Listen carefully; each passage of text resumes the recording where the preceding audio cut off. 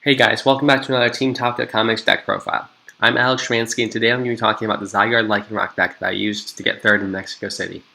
Starting off with the Buzzwole Forbidden Light. It's one of the best cards to offset the prize trade in my favor because it's one prize and it can do insanely high damage for one energy card.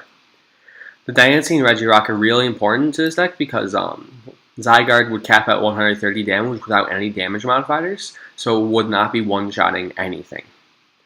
I played a 2-2 Lycanroc line because Lycanroc has such an amazing ability, but it also has two really good attacks that I can utilize because I play double colorless energy. I played Sudowoodo because it allows me to basically knock anything out that would be able to one-shot a Zygarde with two energies. It's because I can copy their attacks.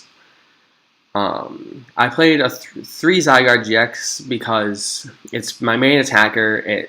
The first attack is amazing. It can hit 100 up to 110 damage on turn 1 for just a double colorless energy, and allows me to attach 2 basic fightings from my discard to it, which makes it fully powered up for my next turn.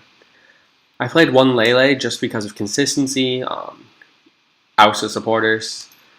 I opted to play a 1-1 Octillery line because I hate Oranguru, and I just found Octillery to be much more consistent in my testing. I played 4 Mixed Elixirs because being able to drop a Sudowoodo, Lycanroc, or even a Zygarde out of nowhere is just too powerful not to play. I played 1 Rescue Stretcher over Superrod because, unlike other Buzzwole decks, I am okay with having my energies in discard because I can use Zygarde to put them on my inactive.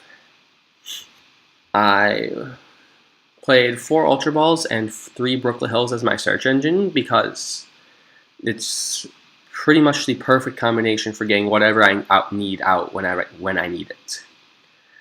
Unlike Buzzwole, I opted to play a 5th Shuffle Draw supporter and in the form of a 3rd N over a 4th Guzma because this deck is slightly less consistent because it takes a double colorless to attack, unlike Buzzwole, which uses the basic fighting energy. I also chose to play a 3-3 Choice Band Floatstone split. Usually I tend to play 4 Floatstones simply because it allows me to hit it more often when I need it. But I felt that this deck, I don't have the space for a 4th Floatstone or a 4th Choice Band. But that it worked pretty well for me over the weekend, so I don't regret that. So my energy counts are a little weird when you look at them at first. I only played 2 strong because Zygarde cannot attach them from the discard, and they can't be max elixired.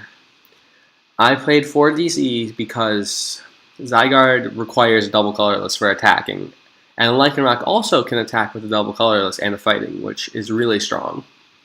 I played 10 basic fighting energies just because I needed to hit them turn 1 in the discard, and I needed to hit them on elixirs. So I'm going to talk about how my opinions on matchups go now. I felt the Buzzrock matchup was favored or even for me because I can just either trade 2 prize Zygardes for their 1 prize Buzzwoles, but I will take 2 of them out before they knock me out usually. And Lycanroc is also a very strong attacker. I also felt that Sudowoodo gave me more options to knock out, say, a Buzzwole GX if they ever got it out. So the Malamar matchup, I only played this a few times, and from what I saw, it was even to unfavored for me because I was fighting resistance on Dawnwings and Necrozma is very bad for me, and they can typically play around benching 4 Pokemon if they need to. I found that any Zoroark deck without Gliscopod in it was pretty much free for me. I would say that it's very hard for me to lose those matchups simply because they have no answer to Zygarde if I play correctly and don't bench enough things for Lycanroc to knock me out.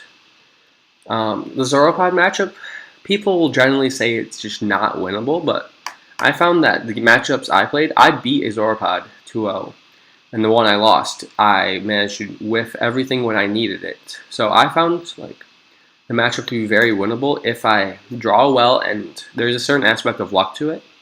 If I manage to use Zygarde's GX attack to knock out a Gliscopod, they have to Guzma around it, and I found that if they do that, I will likely win the game because I can take 4 prizes off a single Zygarde. So I would say, like, for NAIC, I would not play this deck, but only because now it's a less of a surprise that like a player would play it for a major event. I found Zygarde's biggest advantage was just people not knowing how to play against it. No one understood exactly how just to counter Zygarde and to not lose to it.